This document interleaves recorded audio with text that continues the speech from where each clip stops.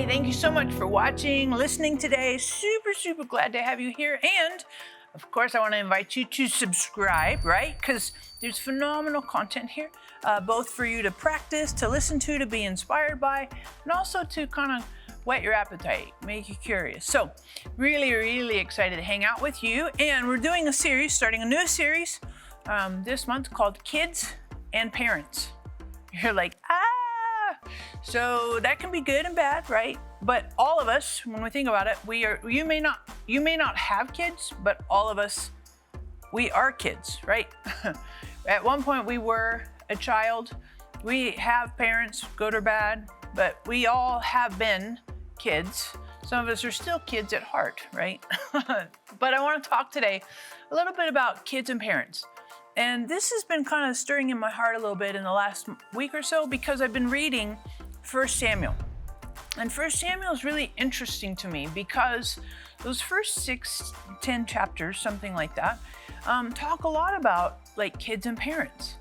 And it never caught my attention before, but I was thinking about it because right now in this season, we're kind of heading into like summer break. We finished up with, Mother's Day. We're kind of on the cusp of Father's Day. And, so it's kind of a kid season we think about, transitioning from school to summer break. So we see these transitions and it kind of brings to mind, at least on the backdrop, the kids and parents thing. And so as I read in 1 Samuel, I was interested to consider the first couple chapters relate to Hannah, and Hannah couldn't get pregnant. She wanted to have kids. She couldn't get pregnant. She goes with her husband to the temple or to the tabernacle to do the yearly sacrifice. And as she's there, she's praying silently, but also her lips are moving and she's pouring out her heart. So it seems like there's an emotional expression here, asking God for a son. And the high priest there, whose name was Eli, observes her, her lips are moving and she's, emotional. And he confronts her and says, you shouldn't be drunk, right? Don't come here and be drunk, or it's too early in the morning, whatever. And she says to him, which I think is like kind of lame, right? Well, how do you know? Whatever. He doesn't even ask. There's no compassion. And she says to him, I'm not drunk. I'm just really heavy in my heart. I'm pouring out my heart to God. And Eli says, well, may God give you what you want. And that's about the extent of it. And within a year's time, Hannah has a supernatural baby. She hadn't been able to get pregnant. God answers her prayer. She gets pregnant and she has Samuel. And Samuel's interesting. Samuel's interesting because she asked God for him. God answered her prayer. And Hannah said, I will dedicate Samuel to God, to the service of God. And she did. She weaned him and got him, kind of up to speed to survive on his own. And she brought him to the tabernacle, to Eli, to serve in the tabernacle. And that's really powerful to me because I think this is a woman who longed for a son. God gives her a son. She gets the longing of her heart fulfilled, and she takes that fulfillment and hands it back to God. And I think that's really important for us. If you're a parent, we have kids and our kids, whether they're little, whether they're older, some of us are grandparents, but no matter what, we have to appreciate that God has given us our children, and we give them back to God. We dedicate them to God, that God is the ultimate father, parent, mother, however you want to frame it. But ultimately, we do our best. But at the end of the day, God is the final input and the best parental input with our kids. Because when you watch Hannah turn Samuel over to Eli, I was talking with my friends this morning about it. I was like, that seems like not good. Because read about Eli, his two boys, Hophni and Phinehas, again, parents and kids, his two boys who grew up in the tabernacle, they grew up as the high priest's sons, so they're your pastor's kids, if you will. They grow up and they're reprobates. They're horrible. They abuse the offerings. They sleep with the ladies that are at the tabernacle door. I mean, their morals are down the toilet. And here comes little Samuel, naive, innocent little boy. Hannah turns him over to Eli, and I'm like, ugh. Think about that. Now he's going to be your surrogate dad, kind of. And you look at his boys, you're like, ugh. And I think that's really fascinating that Hannah would trust God even more than Eli, whom she sees in the scary situation with those two boys. And these two boys, Eli confronts them and says, you guys are dishonoring God. And they blow him off. And then a prophet comes to Eli and says, hey, your sons are not doing right.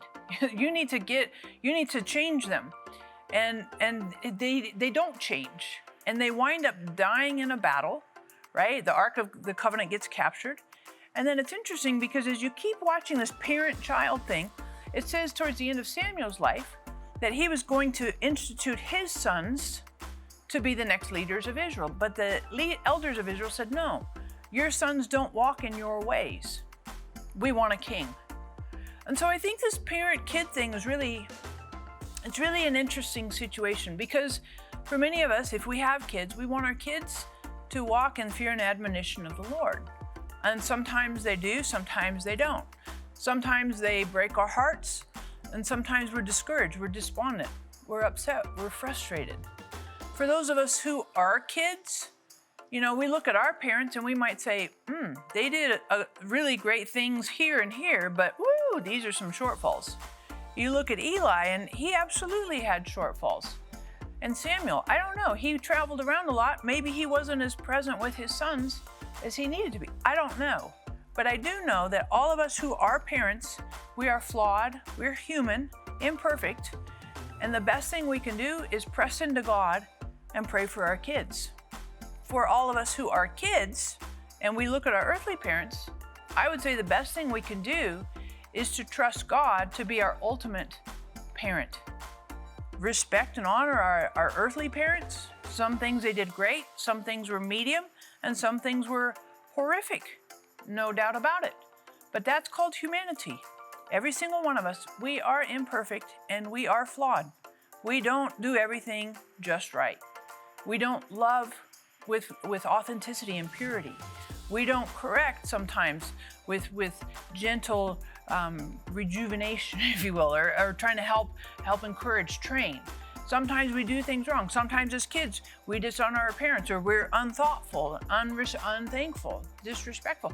There's a whole spectrum of humanity that happens with parents and kids. But at the end of the day, let's appreciate that God, and I love this, talks about it in Luke chapter 3. God is our ultimate Father. Because when you watch that lineage, it's the lineage of Jesus. And the lineage goes back, starting with like Mary, I think it is in there, and it talks about the son of, the son of, the son of, and by the time they get down to Adam, it says, and Adam was the son of God. And I think that's so powerful for each of us that we recognize that God has given us life. We are here because God, our Heavenly Father, loves us, wants connection with us, and wants to be our ultimate parent.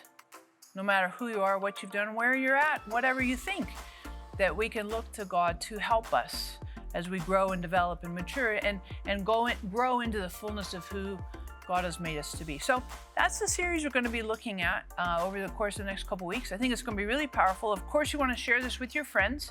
I think it's very, very helpful because all of us have friends that have kids or parents or some of those struggles and dynamics. I think this series will be super, super helpful. Of course, you want to subscribe, thank you for subscribing. Hit the little notification bell right there so you can get updates when we post new content. And here's a question.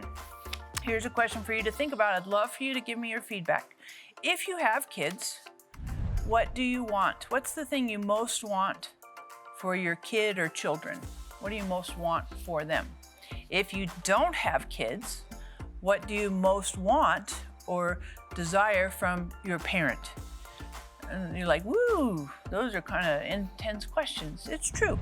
So think about it a little bit. Love to get your feedback. And the best part of all, I say tongue-in-cheek, is this fantastic joke. I know some of you you're like, we're not doing that. I get it, it's totally fine. But what is the difference between a sharply dressed man on a bicycle and a poorly dressed man on a unicycle? A bicycle versus a unicycle, what's the difference? The difference between a sharply dressed man and a poorly dressed man on a bicycle versus a unicycle is a tire. A tire, A-T-T-I-R-E, right? A tire. I know, like that is so lame. It totally is. And next week will be significantly better. Thanks so much.